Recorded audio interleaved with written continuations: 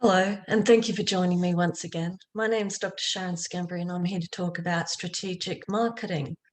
We're working from the Ferrell and Hartline 2017 text, and today we're focused on Chapter 7.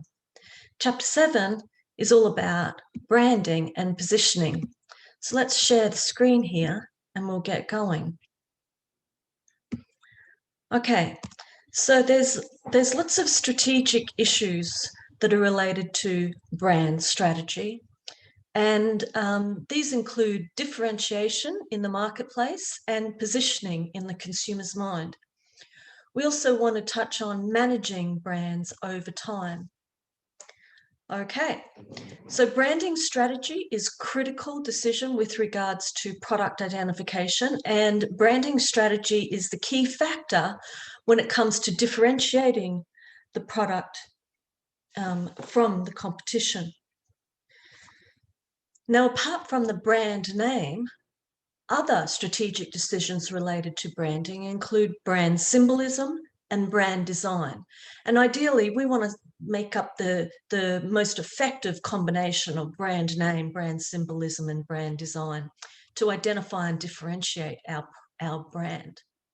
Here we've got a graphic representation of the different attributes that contribute towards the brand in the marketplace. And this includes the people associated with the brand, the employees associated with the brand, the endorsers associated with the brand, but also, of course, the consumers. Now, there's different levels of branding decisions, strategic branding decisions. At the corporate level, these decisions with regards to corporate branding are as important as product-related branding. And at the corporate level, strategic branding is typically aimed at stakeholders. So we're probably working to build and enhance the corporation's reputation. And you'll see this at play, particularly in times of crisis. Now, there's advantages to branding. Above and beyond product identification, branding enables comparison shopping, and branding enables shopping efficiency. It's also a risk reduction strategy that marketers can use to help consumers to make the decision to buy and consume. Consumers might use the brand to enhance their self-image and to demonstrate who they are in the world. So strategic decisions related to branding include basic decisions as to, for example, are we going to use the manufacturer brand to brand this product, or are we going to use a private label branding strategy? Are we going to use individual branding, or are we going to use family branding strategy? Do we want to work with other brands as a co-branding strategy? Do we want to license our brand? Okay. And we also want to consider brand loyalty and brand equity aspects, and these considerations relate to brand value. And let's not forget about packaging and labeling. So let's talk about these in turn now. All right. So the manufacturer versus the private label branding decision. Manufacturer brands are typically quite well known and trusted, and so this may drive consumers to the brand. And apart from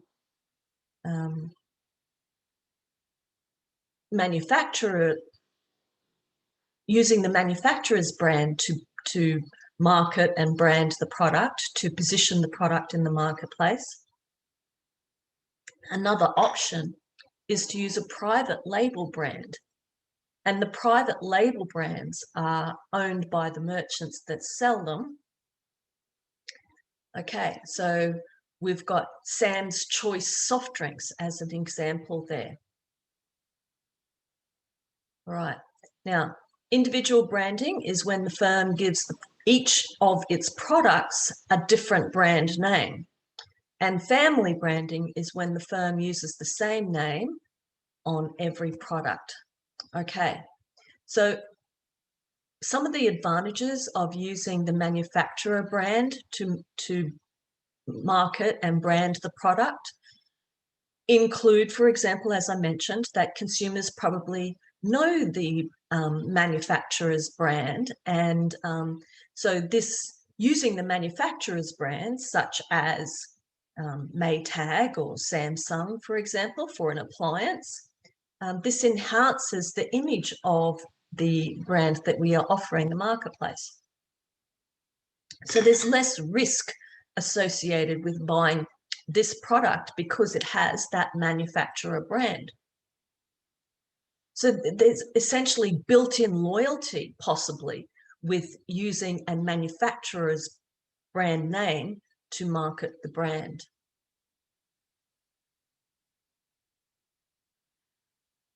Now, apart from using a manufacturer's brand name to market the brand, we might alternatively use a private label or a store level brand. And Target, for example, in 2019, they launched their Good and Gather private label brand. So this is the merchant Target owning that brand. And why did Target do that? Because it's like offering a generic product, and so it has a higher margin, so there's increased profit.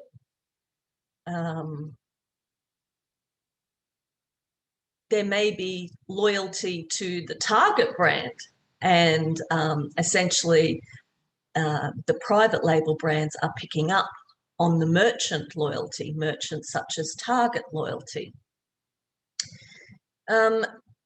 Now, some might argue that there's less competition in this generic space, this private label space, but it's also kind of controversial to use private labels because given that private labels are store-owned, in other words, owned by the merchants, such as Target, then Target has the say as to where this generic brand, this private label brand, is placed on the shelf, how much shelf space it receives, even the level of in-store promotion, for example.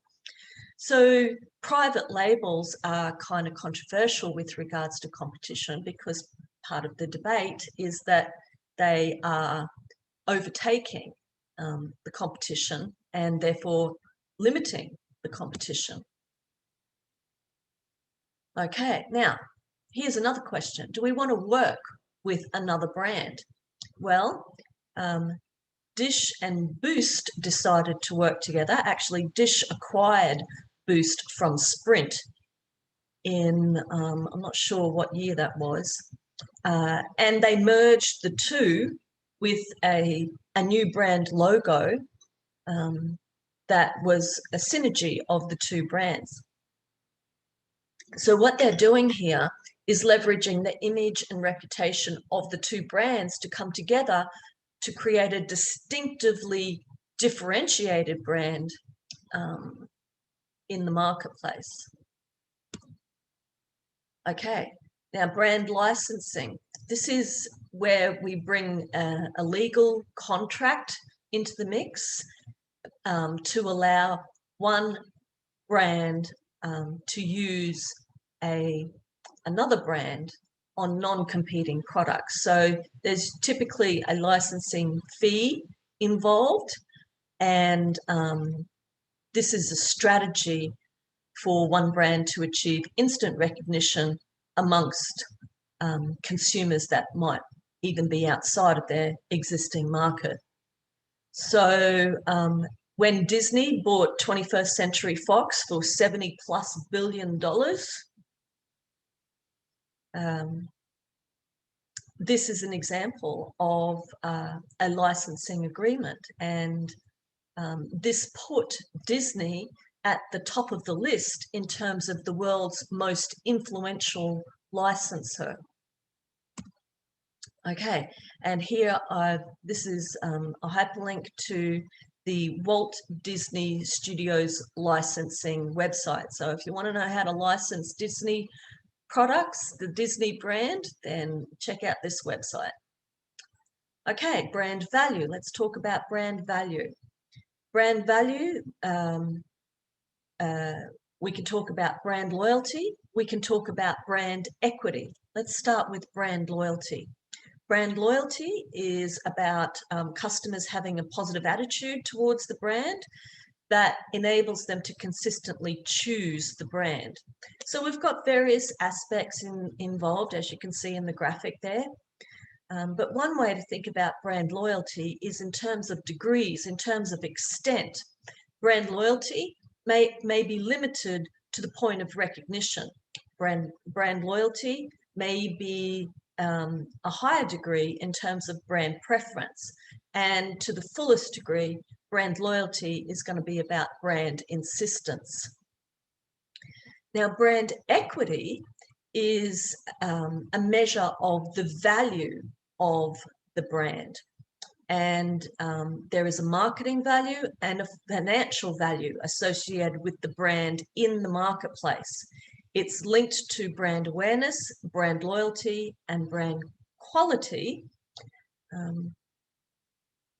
But contributing to brand equity is the brand identity, the brand symbolism, and the brand meaning. All right, like I said, let's not forget about packaging and labeling, because these things go hand in hand with branding. Packaging and labeling help astute marketers and brand managers to develop a product, to develop the benefits, to demonstrate the benefits, and to demonstrate the differentiation in the marketplace. So we can use various colors, shapes, sizes, etc. of packaging. Because packaging is such a useful tool in this regard, we can even use it to reposition a product in the marketplace. We can also use it as a co-branding strategy. Now, of course, it's very important with regards to environmentalism to consider the impact of your packaging and labeling decisions on the environment. The labeling might not only indicate the ingredients of a product, for example, but certain certifications, whether or not the product is organic, whether or not the product has been made by recycled materials. And so packaging and labeling has important environmental as well as legal consequences. Okay, let's shift gears and talk about differentiation and positioning. What is differentiation? What we're talking about here is creating differences in the product that the organization is offering, and those differences set it apart from the competitive substitutes that are available. Positioning is about where the product sits in the consumer's mind. What's the mental image of the product, of the brand, in the minds of those consumers that you are targeting? So differentiation and positioning is all about your product's relative position to the competition. And we can use two tools to help us to recognize this relative position in the marketplace: positioning maps or perceptual maps and strategy canvas. Okay, so here's an example of a positioning map. Now, typically, positioning maps will use price and quality, price on the vertical axis, quality on the horizontal axis. In this example, price is represented in terms of the expensiveness at the high end of the price scale and affordability on the low end of the price scale. And we're specifically talking about the automobile market here and the various brands that are available in the automobile market here.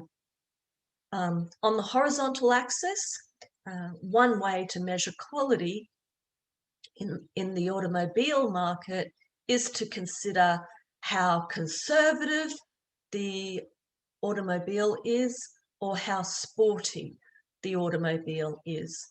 So when we use these evaluative criteria to consider the automobile market, when we use expensiveness versus affordability, or when we use conservativeness versus sportiness, the market leader is recognized here as Porsche, with BMW following close behind. And you might disagree with some of the placings of these various automobile brands, but that's okay, because what happens is that we can dissect the market for various segments, for example. And so younger consumers might have different considerations of a particular brand and their position in the marketplace, as opposed to older consumers, for example. Here's an example of a strategy canvas, and we are plotting the Barnes & Noble product against the Amazon product in terms of the book retailing market here. So on the vertical axis, we've got high and low measure for how well each of these brands are registering for the product features that are identified on the horizontal axis. So the product features that are considered to plot Barnes & Noble against the Amazon brand here include price, book selection, non-book offers, store hours, membership, and lounge.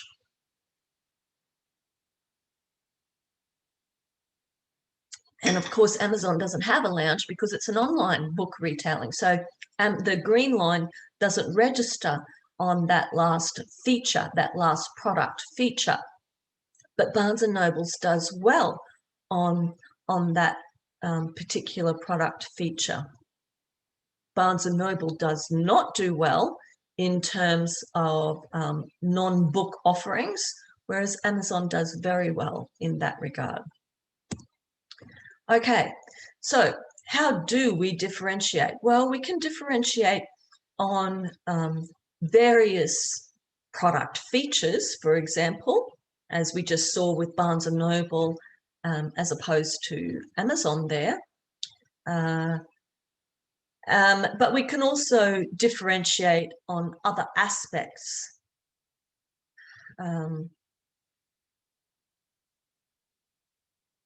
Packaging, we've already mentioned, is one of those aspects.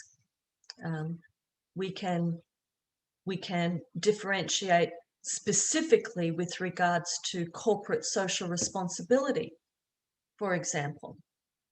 We can differentiate in terms of specific product benefits that are offered to the consumer. Maybe offering an environmentally friendly product is one benefit that we can use to differentiate our product, or maybe using a corporate social responsibility strategy to demonstrate a low carbon emission associated with the product, or low environmental damage associated with the product. This is another benefit that we can use to differentiate in the marketplace. So, product features, product benefits, these can be used to differentiate your product in the marketplace. Another way that we can differentiate our product in the marketplace is through a service augmentation strategy. So here we're talking about offering extra or enhanced support services. Okay. Positioning strategies, we want to understand our customer and what our customer is looking for, so that we use that market insight, that customer depth of knowledge, to constantly monitor that we are meeting their expectations. So in this way, we may well be strengthening our current position. But maybe our depth of market insight is showing us that we are not meeting the customer's expectations, and therefore we may need to reposition. And an example of a repositioning strategy is when Domino's Pizza repositioned in about 2015 to Domino's. And this was done specifically because they recognized that the quality of their product was not meeting customer expectations, and they simply had to do a better job.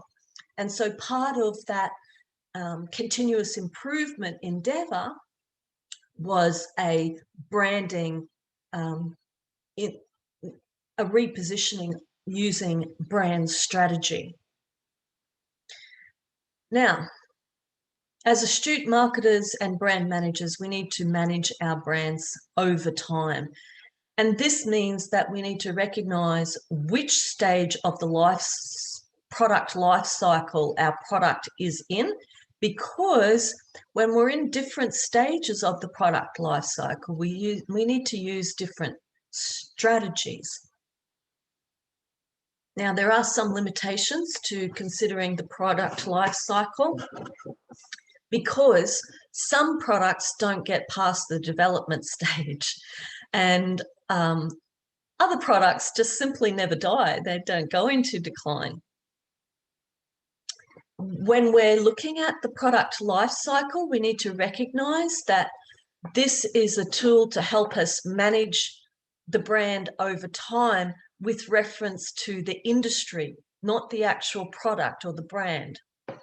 And of course, the length of each stage within the product life cycle depends on actions by other organizations involved in the same space. So here we've got a graphic representation of the product life cycle. You can see here that when we are in the development stage, we're negative in terms of profit. It's costing us money, right? And that may get even worse when we move into the introduction stage, because we've got to launch this product, we've got to get it out to the marketplace. All of that costs money when we're introducing our product. And so at the introduction stage, once the product is launched, there'll be a slow sales increase, which then becomes a steeper curve when we move into the growth stage. Now, when an industry is at the growth stage, we're making money.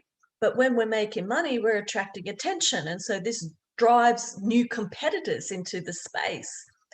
And so the growth stage can actually be a threat if we can't have our systems up and running fast enough to meet the increased demand. Then we may be one of the competitors that gets outed in the space. Now, if we survive until maturity, then we know who our competitors are. All of the competitors are well established, and typically competition will be more price-based.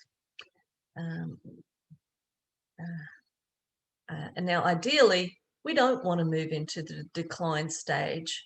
We want to actually reposition and relaunch our product before we get into the decline stage. But not all products are going to be able to achieve that and will move into the decline. Okay, so now let's look at each of these stages. At the development stage, we've got no sales revenue during this stage. Yep, so we're in the negative. And here, what we are deliberately investing in is understanding our customers, understanding them so that we can describe this new product that's going to be launched, and maybe more than one product unit, we're launching an entire product line. So we need to know how feasible is our product concept.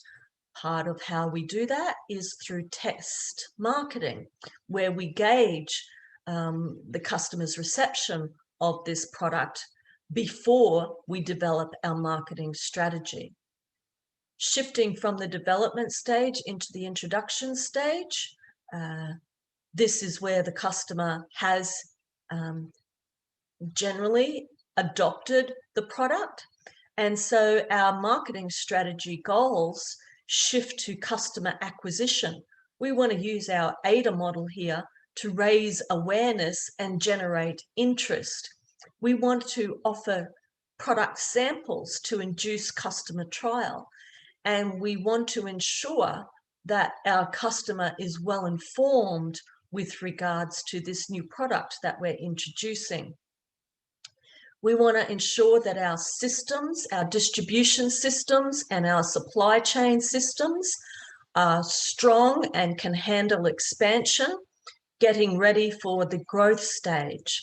And we want to deliberately build on availability and visibility through trade promotion. The length of this introduction stage will vary depending on which market we're talking about. Now, at the growth stage, like I said, we're talking about a steeper sales curve here. So this is because sales are increasing, profits are increasing, and the length of that sales curve, that growth stage, will depend on the nature of the product and how much competition comes into the space and how fierce is that competition. So the organizational strategic priorities here are to establish a strong and defensible market position. We want to achieve financial objectives that start to recoup our development investment. Also at the growth stage, our strategy shifts from a focus on customer acquisition to customer retention and deliberately investing to build brand loyalty. So here we want to use our marketing toolbox to leverage the perceived advantages of the product in the marketplace. We want to establish a clear brand identity and a unique positioning. So we want to ensure that we have strong positioning in the marketplace. And part of how we might be doing that is not only maintaining control over product quality, but of course continuous improvement with regards to product quality, because we want to stay ahead of the competition. Now, product availability is really important, because if it's not available, consumers won't be able to buy it.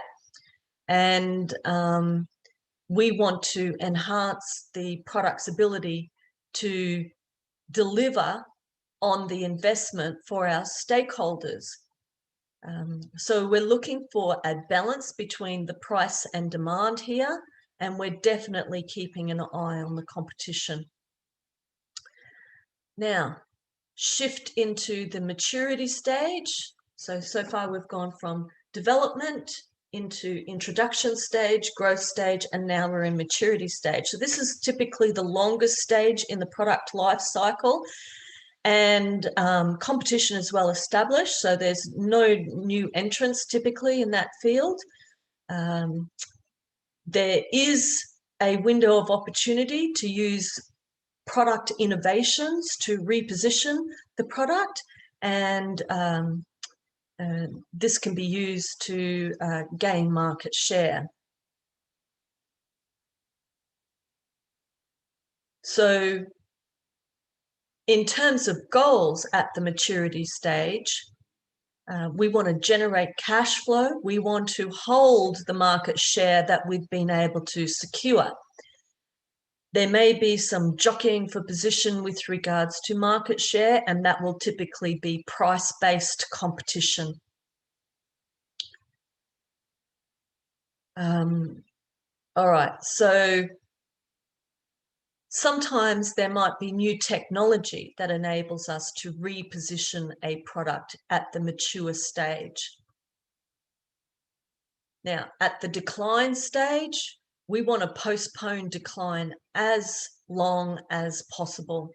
And so part of how we might do that, I've already mentioned product innovations with technology, for example, or deliberate repositioning strategies. But inevitably, there will be decline. And so the decision has to come with regards to harvesting and divesting. So harvesting is about a gradual reduction in marketing and using low cost, no cost marketing rather than the more expensive options. And at the extreme, maybe following the harvest effort, we want to probably divest, where we withdraw. And there you go. That's chapter 7. Thank you very much for your attention, and I shall see you